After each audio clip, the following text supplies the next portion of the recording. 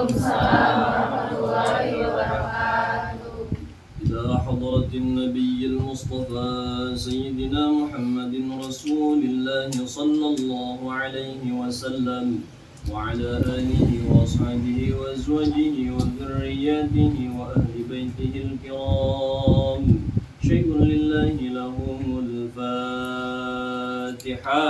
بسم الله الرحمن الرحيم. الحمد لله رب العالمين الرحمن الرحيم مالك يوم الدين إياك نعبد وإياك نستعين اهدنا الصراط المستقيم صراط الذين أنعمت عليهم غير المغضوب عليهم ولا الضالين. ثم إلى الله آبائنا وأمهاتنا وجدنا وجداتنا ومشايخنا ولكل كافة المسلمين والمسلمات والمؤمنين والمؤمنات الأحياء منهم والأموات خصوصا إلى روح جميع للقبور صاحب البيت من جهة الزوج والزوجة وخصوصا إلى روح جميع للقبور الذين يحضرون في هذا البيت وخصوصا إلى روح جميع للقبور الذين يقبرون في هذا القرية غفر الله لهم شيء لله لهم الفاتحة.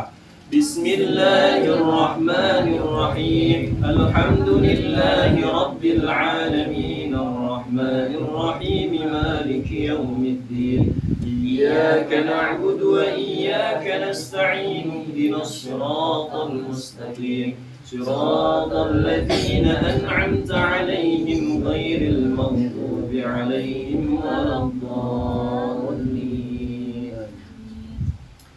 إن الله وملائكته يصلون على النبي يا أيها الذين آمنوا صلوا عليه وسلموا تسليما. اللهم صل صلاة كاملة وسلم سلاما تاما على سيدنا محمد الذي تنهل به العقد وتنفرج به الكرب وتقضى به الحوائج وتنال به الرغائب وحسن الخواتم ويستسقى الغمام بوجهه الكريم وعلى آله وصحبه في كل لمحة ونفس بالعدد كل معلوم لك. اللهم صل على سيدنا محمد طب القلوب ودوائها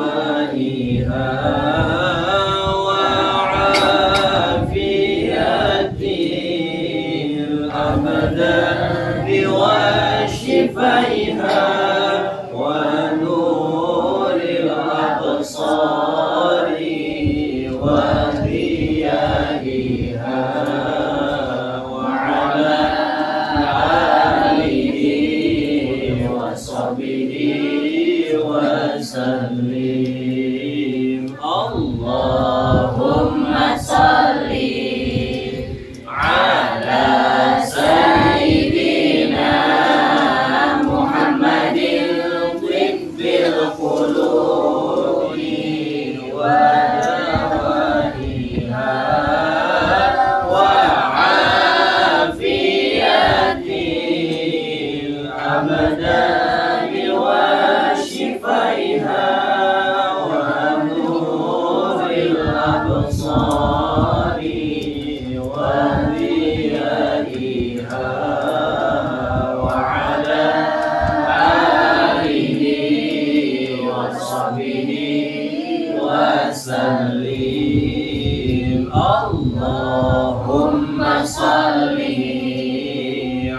على سيدنا محمد طب القلوب ودوائها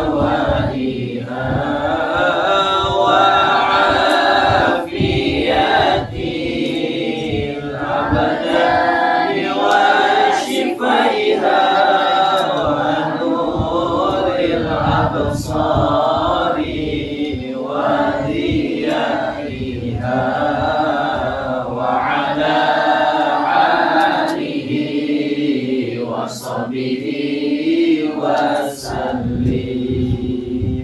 اللهم صل وسلم على سيدنا محمد في الأولين والآخرين وبارك وسلم رضي الله تعالى عن سادتنا أصحاب سيدنا رسول الله أجمعين.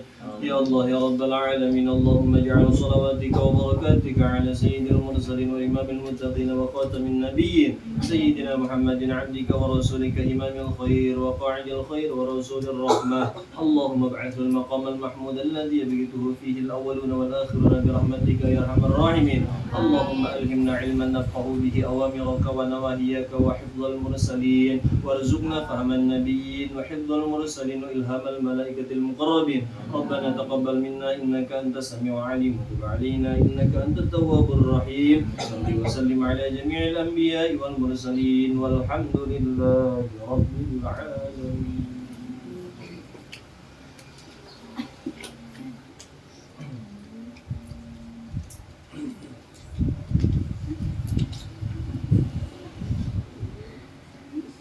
أعوذ بالله من الشيطان الرجيم. بسم الله الرحمن الرحيم. قال المصنف رحمه الله تعالى ونفعنا الله بعلومه في الدارين آمين يا رب العالمين. بسم الله الرحمن الرحيم. الباب الثالث في فضيلة بسم الله الرحمن الرحيم. Al-babu tsalitsu tawi bab kang kaping 3 fi fadilati bismillahirrahmanirrahim iku tetep ing dalam martelaken kaunggulan maca kalimat bismillahirrahmanirrahim. Qala sallallahu alaihi wasallam, lan wis ngendika Kangjeng Nabi Muhammad sallallahu alaihi wasallam ngendika ing lapad ma min abdin yaqulu bismillahirrahmanirrahim illa dhaba syaitan. Ma min abdin oranono tawi hamba yaqulu kang ucapi abdin ing kalimat bismillahirrahmanirrahim illa dhaba syaitanu angin ancur asyaitanu apa syaitan kama yadhubu kaya olehe ancur ar-rasasu 'alan nari opo timah kang aking ing atase geni. Wa qala sallallahu alaihi wasallam, lan wis ngendika Kangjeng Nabi Muhammad sallallahu alaihi wasallam ngendika ing lapad ma min abdin yaqulu bismillahirrahmanirrahim. Oranono utawi hamba kang ngucap ya abdin ing kalimat bismillahirrahmanirrahim illa amarallahu angin iku marentah Allah Ta'ala sapa Allah Ta'ala al-karamal katibina ing malaikat karamal katibin ayak tubuh ing yentah nulis ya karamal katibin fi diwanihi ing dalam pirang-pirang pembukuanane abdin arba'ami'ata hasanatin ing 400 kabecikan. Wa qala sallallahu alaihi wasallam, lan wis ngendika Kangjeng Nabi Muhammad sallallahu alaihi wasallam ngendika ing lapad man qala bismillahirrahmanirrahim, man utawi sapa wong qala iku ngucap siman bismillahirrahmanirrahim ing kalimat bismillahirrahmanirrahim marrotan kalawan sabalen lam yabqa maka ora nyesa min dzunubihi saking pirang-pirang dosane man dzarratun opo saabot semut cili. Alhamdulillah wassalatu wassalamu ala rasulillah Sayyidina Muhammadin ibn Abdillah wa la hawla wa la quwwata illa billah, amma ba'du. Pertama yang paling utama, seperti biasa kita memanjatkan rasa syukur kita kepada Allah Azza wa Jalla, yang mana Allah Subhanahu wa Ta'ala khususnya pada malam ini masih memberikan kita nikmat yang amat sangat luar biasa, sehingga dengan nikmat itulah kita masih dikasih sehat, kita masih dikasih panjang umur, kita masih dikasih keimanan yang kokoh, sehingga dengan nikmat iman yang Allah berikan kepada kita, kita masih bisa menjalankan aktivitas kita, kewajiban kita, yakni bertolabul ilmi. Tidak mungkin saya bisa hadir ke sini kalau bukan karena izin dari Allah, kalau bukan karena gerak Allah. Begitu juga teteh, abang-abang tidak mungkin bisa hadir di sini kalau bukan karena gaji. Tetap aja walaupun syariatnya karena itu, tapi hakikatnya mah karena nikmat dari Allah Subhanahu wa Ta'ala. Makanya mudah-mudahan kita selalu terus Allah kasih nikmat sehat panjang umur. Mudah-mudahan kita selalu Allah kasih nikmat iman dan Islam. Amin ya Allah ya Rabbal alamin. Salawat beserta salam semoga tercurah limpahkan ke junjungan alam Kangjeng Nabi besar kita, Kangjeng Nabi Muhammad sallallahu alaihi wasallam beserta para keluarganya, sahabatnya, tabi'in tabi'atnya. Mudah-mudahan khususnya kita semua yang hadir pada malam hari ini diaku sebagai umat baginda Rasul di yaumil qiyamah. Amin ya Allah ya Rabbal alamin.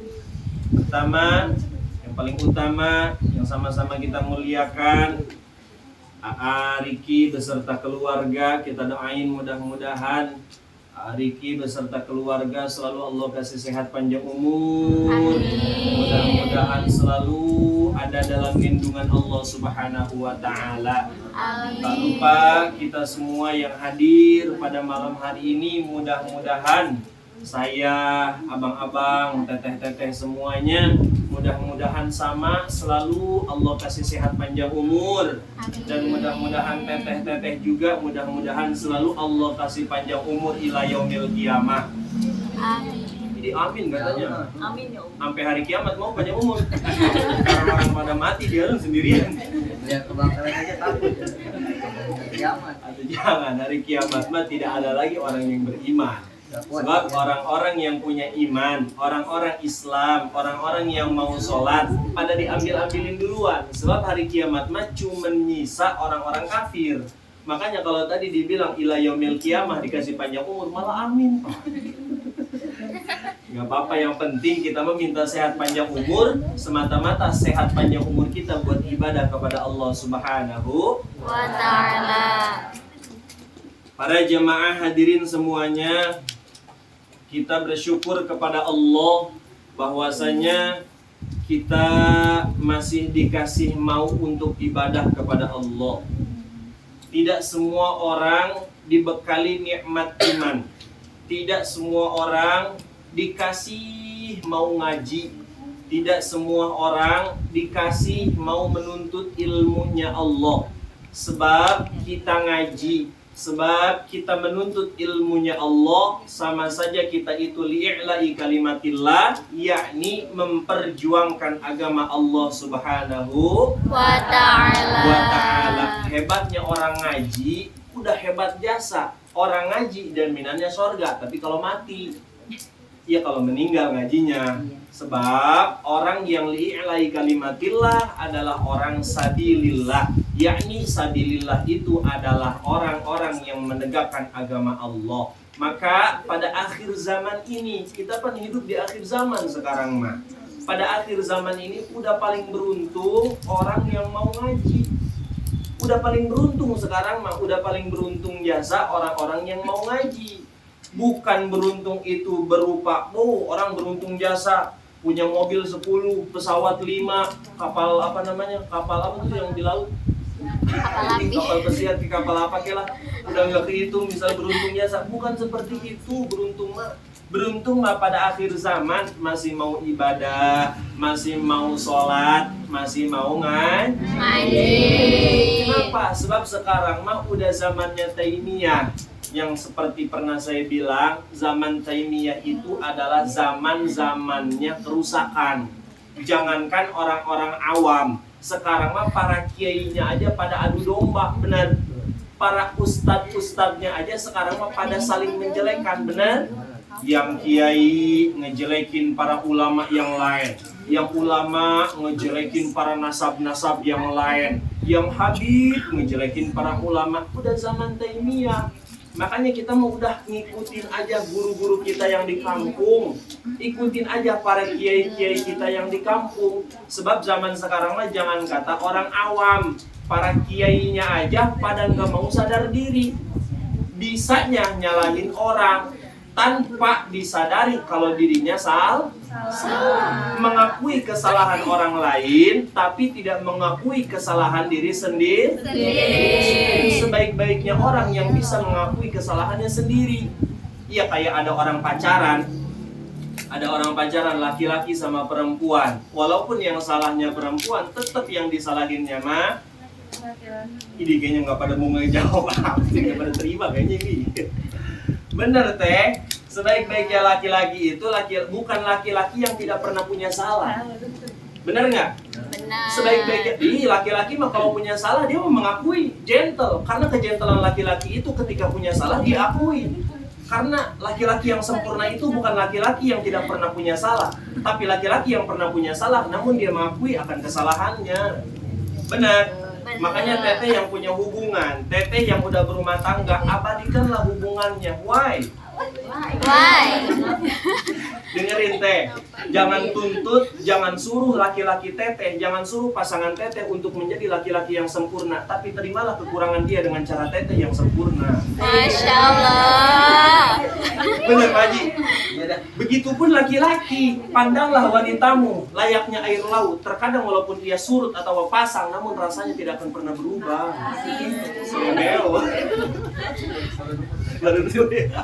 Ya Allah ya Karim, zaman sekarang udah zamannya Taimiyah, udah zamannya kerusakan. Banyak orang nyalahin orang lain tanpa mau nyadarin kesalahannya sendiri. Makanya kita bersyukur pada akhir zaman ini masih Allah masih Allah gerakin nikmat iman kita, sehingga nikmat iman itulah kita mau dikasih li'ilai kalimatillah, yakni menegakkan agama Allah dalam rangka bertolabul ilmi. Alhamdulillahi rabbil alamin. Udah zaman Taimiyah, segitu para kiai, segitu para ustadz. Kan zaman sekarang mencari guru yang benar itu susah jasa. Sekarang mencari kiai yang benar-benar pengen nuntun kita ke Allah susah. Kiainya aja, ustadznya aja seperti itu pada zaman sekarang mah. Penampilan berjubah, sampai jubahnya balapan sama sendal. Ada ustadz, ada kiai pakai sorbannya sampai nyengser ke lantai. Tuh, makanya zaman sekarang mah jangan tertipu sama dandanan teh. Zaman sekarang mah bang teh, jangan tertipu sama penampilan, betul? Kenapa? Karena yang putih belum tentu bersih, yang hitam juga belum tentu kotor, bener? Makanya saya mah lebih bangga sama laki-laki. Biar kata laki-laki rambutnya gondrong, tapi masih mending bisa ngaji. Biar kata laki-laki rambutnya gondrong, tapi masih mau ngaji, daripada laki-laki yang rambutnya botak ternyata tukang main salon. Hah? Bener? Makanya teh dengerin. Jangan teteh misalnya ngambil sebuah buku menilai dari sampulnya doang. Betul, karena yang teteh lihat belum tentu itu yang sebenarnya. Dengerin teh, ingat. Senyapnya kuburan bukan berarti di dalam kuburan itu aman dan tentram. Bukan berarti di dalam kuburan itu nyaman, benar? Makanya zaman sekarang mah jangan menilai manusia dari penampilan. Penampilan itu tidak menjamin. Betul apa tidak? Udah, makanya zaman sekarang udah aja kita beribadah. Walaupun di samping kita kerja emang harus. Sebab kita kalau nggak kerja atau gimana mau makan? Benar. Makanya tapi di samping kerja itu sambil ibadah. Di samping kerja itu yuk kita ibadah, sholat, terutama ngaji. Sebab ibadah tanpa ngaji bi ghairi ilmin ya'malu ditolak, enggak diterima. Melanjutkan pengajian kita yang sebulan lalu telah sampai di akhir bab yang kedua. Bahwasanya bab yang kedua menjelaskan tentang fadilah keutamaannya orang yang menyebutkan kalimat la ilaha illallah. Bahwasanya pasal yang kemarin terakhir hadis baginda Rasul, siapa orang yang melewati kuburan, mau itu kuburannya satu atau kuburannya umum, lalu orang itu membaca kalimat la ilaha illallah wahdahu la syarikalah lahul mulku wa lahul hamdu yuhyi wa yumitu wa huwa hayyun wa ala lagi wa huwa hayyun la yamutu biyadihil khair wa huwa ala kulli syai'in qadir. Bahwasanya orang yang membaca kalimat itu ketika di hadapan kuburan umum, maka Allah Subhanahu wa ta'ala akan menerangi kuburan-kuburan itu. Maka Allah Subhanahu wa ta'ala akan mengampuni orang yang membaca kalimat itu dan mengampuni orang yang berada di dalam kuburan itu.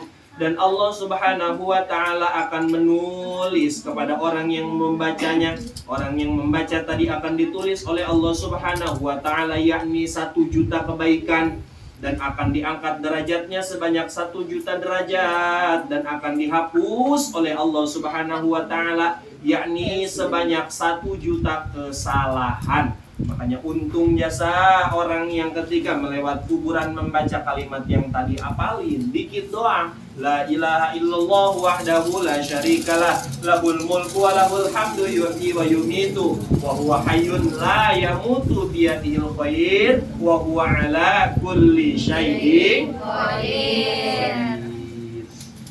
Nah, itulah bab yang kedua. Sekarang memasuki bab yang ketiga. Bahwasanya bab yang ketiga ma'al babu salisu fi fadilati bismillahirrahmanirrahim. Adapun bab yang ketiga mau menjelaskan tentang keutamaan, kehebatan orang yang mau mengucapkan kalimat Bismillahirrahmanirrahim. Ternyata ada fadilahnya, ada keistimewaannya, ada kehebatannya. Orang, siapapun orangnya, baik laki-laki perempuan, baik orang dewasa maupun anak kecil, baik yang tua maupun yang muda, ketika orang itu mau membaca kalimat Bismillahirrahmanirrahim, ternyata ada keistimewaannya. Mana? Yang pertama, kata baginda Rasul, ma min abdin yaqulu Bismillahirrahmanirrahim. Tidaklah seorang hamba yang mau mengucapkan kalimat Bismillahirrahmanirrahim illa dzaba syaiton, kecuali Allah Subhanahu wa ta'ala menghancurkan setan. Jadi kalau ada orang yang mau membaca kalimat Bismillahirrahmanirrahim, ternyata setan itu hancur. Dari bacaan Bismillah, setan itu bakal hancur. Kama yadzubur rasasu 'alan nari, seperti hancurnya timah yang keras ditaruh di atas api. Timah, tahu timah nggak teh? Timah tahu nggak? Apa timah? Iya, timah itu kan keras dia, walaupun kecil tapi kan keras. Ditaruh di atas air, di atas api, ditaruh di atas api, sekeras-kerasnya timah, sekeras-kerasnya besi, tapi kalau udah ditenggelamkan di dalam api, maka besi atau timah itu akan hancur. Begitu juga setan. Kalau teteh mau mengucapkan kalimat Bismillahirrahmanirrahim tanpa disadari ketika di samping teteh ada setan, maka setan itu akan hancur. Teteh ada di mana aja, ketika teteh mau membaca kalimat Bismillah, maka setan itu akan hancur. Teteh mau buka toko, teteh mau beraktivitas, teteh mau bangun tidur, kita mah nggak tahu. Di samping kita ada setan yang selalu menemani kita. Bahkan tidurnya kita aja, kalau kita tidurnya tidak mengikuti anjuran Rasul, maka tidur kita akan ditemani oleh setan. Jangankan tidur ditemani sama setan, bahkan ngaji juga setan mah banyak yang nemenin. Jangan salah, lebih banyak setan itu ngegodanya ketika ngaji. Salah satunya bukti setan ada di pengajian mah, kalau orang lagi ngaji dia mah ngobrol aja. Jika saya ngomong, bukan. Kata baginda Rasul, ciri-ciri orang yang lagi ngaji terus ditemenin sama setan, itu orang yang lagi ngaji dia mah ngobrol aja. Di sini ada nggak yang ngajinya ngobrol? Ada. Berarti kalau di sini ada orang yang ngajinya ngobrol, berarti orang itu ditemenin sama Setan. bukan saya yang ngomong ya, kata itu mah.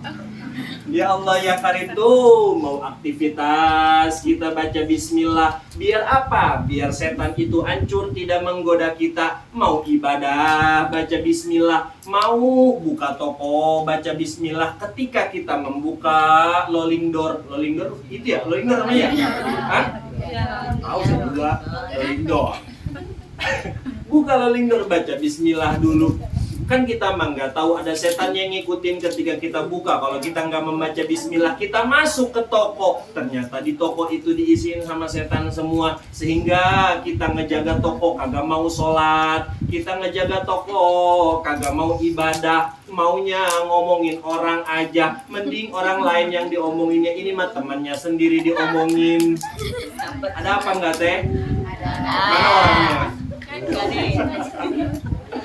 Tuh, baca bismillah. Ternyata keistimewaan bismillah mah, ketika orang mau membaca bismillah, ternyata tanpa kita sadari, setan-setan yang ada di sekeliling kita itu bakal hancur. Seperti hancurnya timah yang ditenggelamkan di dalam api.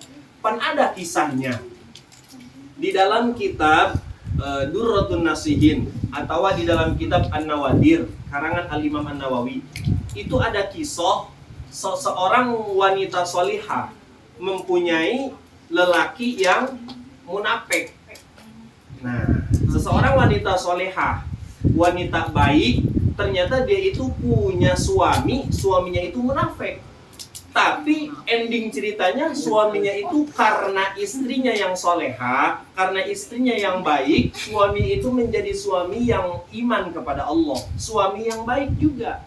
Mana kisahnya? Ketika seseorang perempuan itu menjadi istri dari seorang suami. Kebiasaan seorang perempuan itu selalu membaca bismillah. Dia mah tidak akan pernah lepas dari kata bismillah kecuali di dalam kamar mandi. Jadi mau masak baca bismillah, mau makan baca bismillah, mau minum baca bismillah, mau tidur baca bismillah, sampai bangun tidur juga baca bismillah. Bahkan mau terus aja melaksanakan perintah suami selalu membaca bismillah. Karena si suaminya itu dia mah munafik, suaminya itu dia mah nggak suka sama kalimat bismillah. Dia mah suaminya kagak suka sama istrinya selalu baca bismillah. Akhirnya ditegur sama suaminya. Kata suaminya, "Woi malu, lu ngapain sih baca bismillah mulu? Gua mah kesal aja ngedengernya." Ya kalau kata orang Solo mah, gua mah gedek ngedengernya lu baca bismillah mulu. Emang apa keuntungan dari bismillah sih? Gua mah gak suka, gua mah itu laki yang gak pernah sholat kayak begitu tuh. Laki yang kagak beriman, laki yang munafik. Ketika istrinya selalu membaca bismillah, dia mah kagak suka. Ditegur sama suaminya, bininya diem aja. Udah ditegur sama bininya, sama lakinya, bininya diem aja dia mah. Puyuhan kagak digaplok sama lakinya. Tuh, diem aja bininya. Biarinlah kata bininya, udah aja dia mah. Tapi tetap, walaupun udah ditegur, walaupun udah diomelin sama lakinya yang munafik, bininya tetap aja ngelaksanain suatu perkara apapun yang baik selalu diawali dengan bismillah. Sampai kata lakinya, ini mah bini gua ngelunjak ini mah. Udah gua tegur tapi kagak berubah.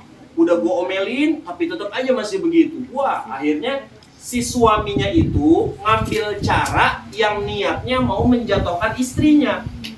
si suaminya nyari cara yang niatnya mau menghinakan si istrinya. Niatnya biar istrinya itu tidak percaya, tidak mengimani dengan kalimat bismillah itu. Bagaimana cara suaminya menjatuhkan istrinya? Ketika si suaminya udah kelewat batas, nggak sabar, karena suami munafik.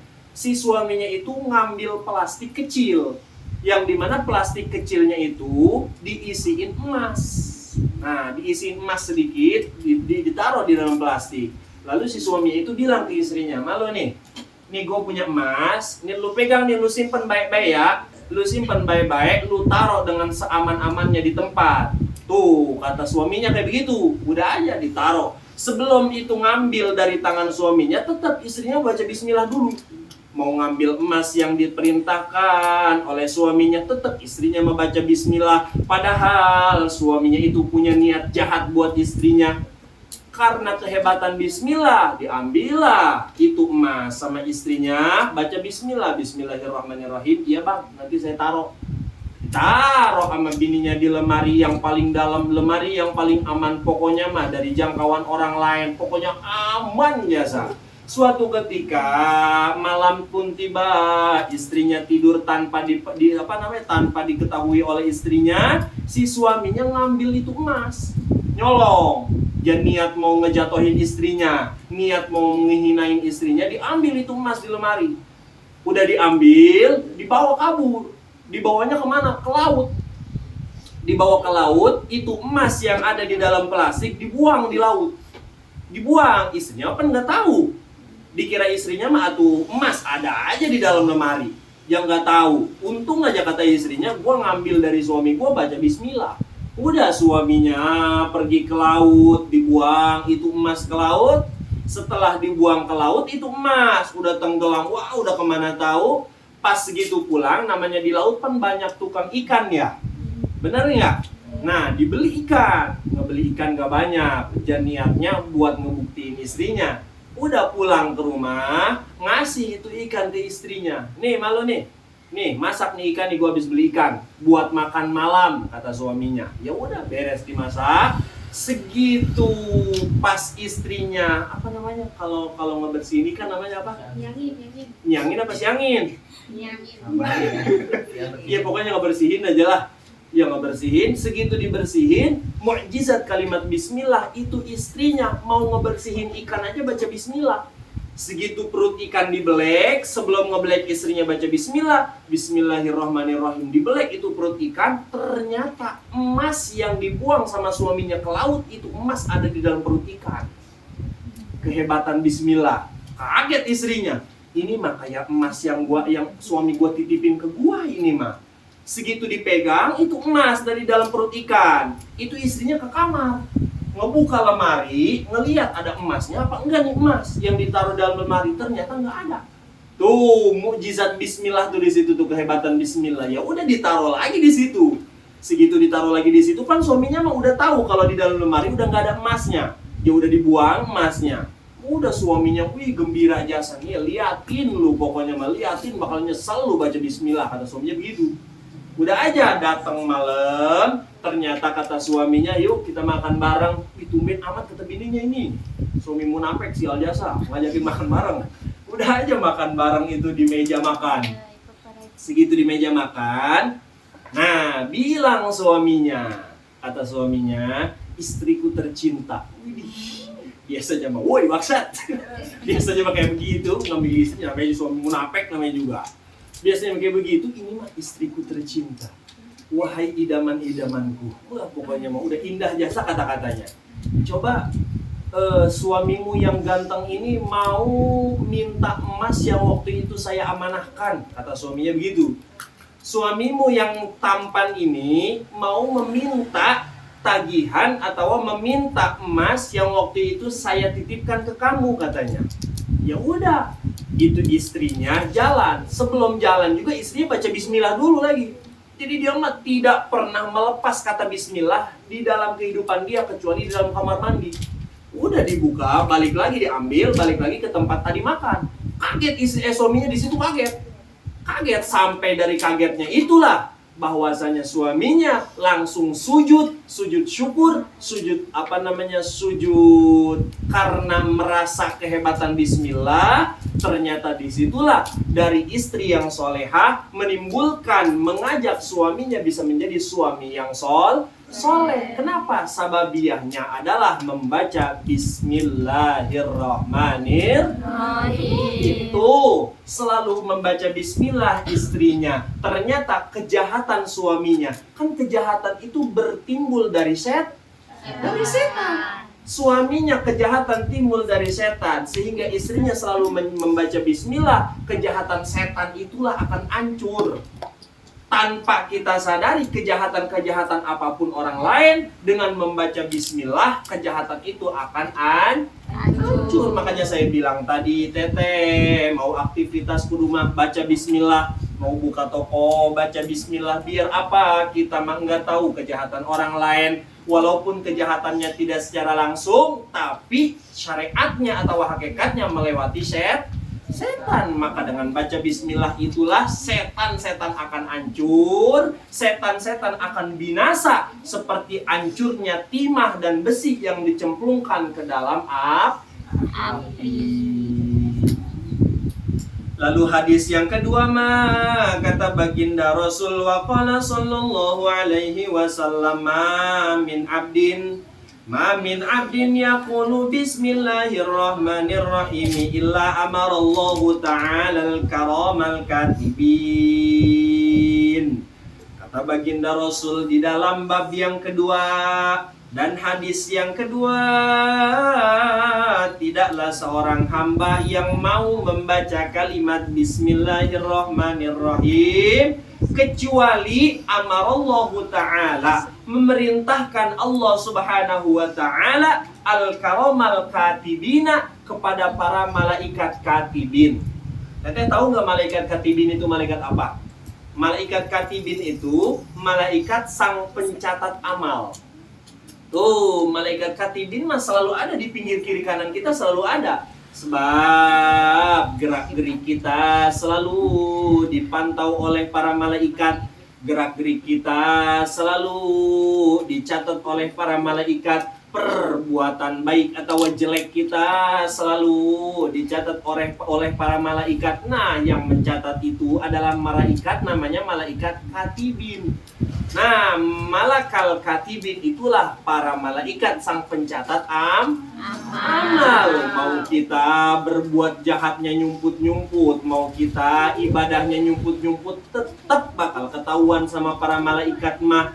Sebab itu bagaimana, kan manusia banyak. Kalau dihitung-hitung manusia kagak kehitung, kan satu orangnya itu didampingin 2 malaikat katibin. 1 orang didampingin 2 malaikat sang pencatat amal. Bagaimana banyaknya manusia? Sebab malaikat mah yang waktu itu udah saya kasih tahu, malaikat mah tidak ada jumlahnya. Cuman yang wajib diketahui ada berapa? Ada 10. Dan yang 10 itu satu persatunya punya anak buah sebanyak 70 malaikat. Yang 70 punya anak buah lagi, satu persatunya 70 lagi. Yang 70-70-nya lagi punya anak buah, satu persatunya juga sebanyak 70. Makanya para malaikat mah tidak akan pernah ada kurangnya, nggak ada habisnya. Nah, tidak ada pernyataan atau pertanyaan, manusia banyak, berarti malaikatnya kurang dong. Tidak ada, sebab malaikat mah tidak ada jumlah keseluruhannya, saking banyaknya. Nah, malaikat katibin itu adalah malaikat sang pencatat amalnya manusia. Mau kita gerak-gerik nyumput sebagimanapun kita berbuat jahat, tetap aja akan dicatat oleh para malaikat. Makanya enggak aneh, seburuk-buruknya perlakuan orang, senyumput-nyumputnya orang itu berbuat kejahatan, pasti aja akan kebongkar kejahatannya. Benar nggak? Benar ya, satu kata Riki. Tuh, kata istilah sebau baunya bangkai, pasti akan ketemu zahiriyah bangkai itu, betul? Nah, makanya kita serahin diri kita ke Allah. Tuh, kita mau baca bismillahirrahmanirrahim. Dari bacaan bismillahirrahmanirrahim itulah Allah memerintahkan para malaikat katibin, para malaikat sang pencatat amal, ayat tubuh fi dinihi, kata Allah, catatlah amal di buku amal orang itu. Pan nih kita nih masing-masing nih kita, walaupun kita berbeda jenis, ada laki-laki, ada perempuan, ada orang jauh, ada orang dekat, kita mah manusia masing-masing punya buku amal catatan. Nah, punya buku amal catatan dalam jangka 1 tahun. Tuh, setiap 1 tahun disetorinlah kepada Allah, diangkatlah buku pembukuan amal kita kepada Allah. Di mana ketika buku pembukuan dibuka itu adalah ketika di apa? Di nisfu Sya'ban. Tuh, makanya nisfu Sya'ban itu di bulan Sya'ban, pertengahan di bulan Sya'ban disunnahkan untuk membaca Yasin sebanyak 3 kali.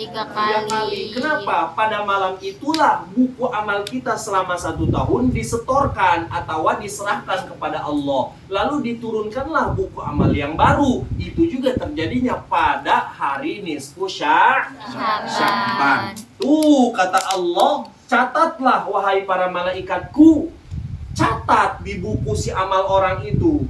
Dengan catatan apa? Arba'ami'ata hasanatin. Dengan catatan sebanyak 400 kebaikan dari bacaan orang itu membaca Bismillahirrahmanirrahim. Tanpa kita sadari, tanpa kita alami atau tanpa kita sadari, kalau kita membaca Bismillah itu capek, kadang baca Bismillah maka kagak kerasa capek, kagak kerasa apapun itu. Tanpa kita sadari kita membaca kalimat Bismillahirrahmanirrahim. Ternyata dari kalimat Bismillahirrahmanirrahim itulah Allah Subhanahu wa ta'ala memerintahkan para malaikat karomal katibin, para malaikat pencatat amal, untuk mencatat buat kita sebanyak catatan 400 kebaikan. Mudah-mudahan kita yang selalu membaca kalimat Bismillah, selalu mudah-mudahan amal kita baik semua. Mudah-mudahan kalau amal kita baik semua, ketika kita dihisab di yaumil hisab, mudah-mudahan buku pembukuan amal kita jatuhnya ke tangan kanan kita. Sebab kalau orang di yaumil qiyamah, di yaumil hisab, buku pembukuan amalnya jatuh kepada tangan kanan, maka orang itu akan selamat di akhirat, selamat di dunia. Artinya orang itu akan memasuki surganya Allah Subhanahu wa ta'ala. Amin ya Allah ya Rabbal alamin. Satu lagi kata baginda Rasul, wa qala sallallahu alaihi wasallam, bersabda kata baginda Rasul, man qala bismillahirrahmanirrahim marratan lam yabqa min dzunubihi dzarratun. Kata baginda Rasul di hadis yang ketiga, di dalam bab yang ketiga juga. Ya, bab yang ketiga ya. Bab yang ketiga di dalam hadis yang ketiga, man qala, siapa orang yang mau membaca kalimat Bismillahirrahmanirrahim marrotan, kagak banyak, cuman sekali doang. Siapa aja orangnya yang mau membaca kalimat Bismillahirrahmanirrahim, kagak banyak, cuman sekali, marrotan, cuman sekali doang kata baginda Rasul, maka lam yabqa min dzunubihi dzarratun, itu dosa-dosanya, kesalahan-kesalahannya maka akan dihapus tanpa ada sisa sedikit pun. Maka hadisnya ini ditulis dzarratun, tanpa ada sisa walaupun dzarratun. Dzarratun itu artinya walaupun dosanya itu sisanya sekecil, seabot, sekecil semut yang kecil. Tuh, semut kan kecil biasa ya. Semut yang paling kecil, semut apalah kalau itu namanya. Kayaknya semut yang merah yang kalau gigitnya gatel tuh. Ya, teh ya? Iya. Yang dijawabnya berarti suka digigit semut itu. Nah, itu sekecil semut. Jadi dosa tidak akan ada sisanya walaupun sekecil semut. Kenapa? Karena membaca kalimat Bismillahirrahmanirrahim walaupun satu kali. Kita simpulkan, berarti ternyata kalimat Bismillahirrahmanirrahim bisa menjadi penghapus dosa. Mudah-mudahan kita yang selalu membaca kalimat Bismillah, Kita yang selalu mengistiqomahkan kalimat Bismillahirrahmanirrahim. Mudah-mudahan dosa-dosa kita semua dihapus oleh Allah. Mudah-mudahan dosa-dosa kecil atau dosa gede kita mudah-mudahan selalu dihapus oleh Allah Subhanahu wa ta'ala. Mudah-mudahan dengan pertemuan kita malam ini, mudah-mudahan walaupun sedikit, walaupun sekelumit, walaupun enggak banyak, walaupun sebentar, tapi mudah-mudahan ada manfaatnya. Amin ya Allah ya Rabbal alamin. Mudah-mudahan dengan pengajian inilah walaupun singkat, tapi mudah-mudahan bisa narik-narik kita, bisa menjadi semangat kita untuk ibadah kepada Allah Subhanahu wa ta'ala.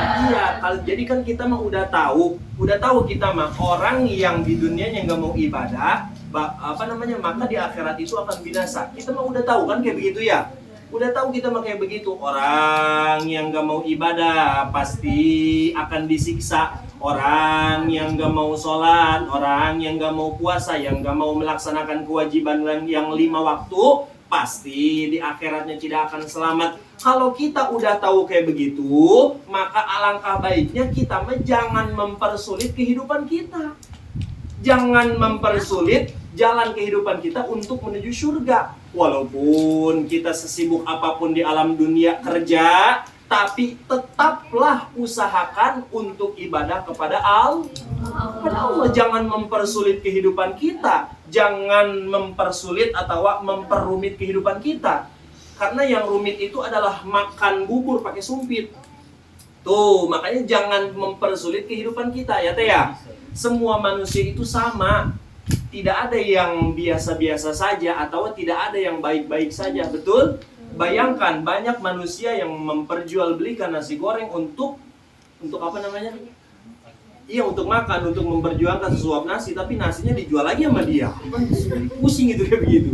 Makanya kita udah tahu kita bakal jalan ada yang benar harus ibadah. Jangan kita persulit kehidupan kita. Udah tahu orang yang sholat bakal selamat malah nggak mau sholat. Makanya dengan ngaji inilah, dengan perkumpulan inilah, mudah-mudahan hati kita, iman kita makin tebal, sehingga dengan iman tebal itulah kita masih rajin ibadah. Kita jadi mau ibadah, jadi mau sholat, dan mudah-mudahan dengan amal ibadah kita itulah kita diselamatkan di dunia dan diselamatkan di akhirat. Sehingga kalau kita selamat di akhirat, mudah-mudahan kita semua khususnya yang hadir pada malam hari ini dimasukkan ke surganya Allah Subhanahu wa ta'ala. Amin ya Allah ya Rabbal alamin. Maqala wallahu a'lam bissawab. Allahumma salli wa sallim ala sayyidina Muhammadin fil awwalin wal akhirin wa barik wa sallim radhiyallahu ta'ala an sadatina sahabi sayyidina Rasulillah ajma'in.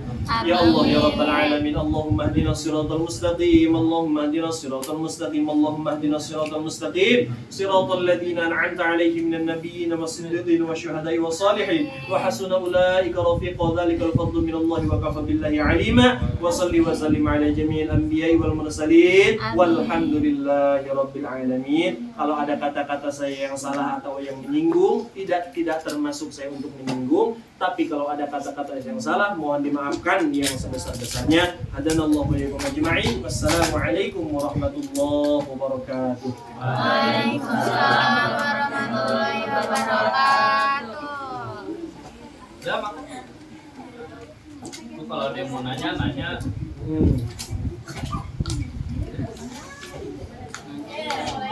Itu makanannya di mana? Makan dulu. Hah?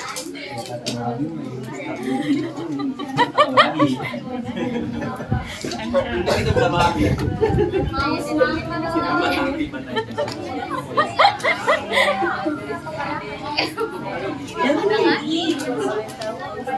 Yuk minta tolong bangun dulu dong. Buat tolongin ini. Dia makanannya tuh. Kamu udah bangun? Ya Allah, ya Allah. Bismillah ya lah, oi.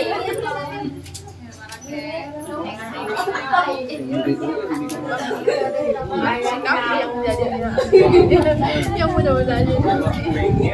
Pirna, bismillah Pirna. Orang itu nanya pada ini sama dia.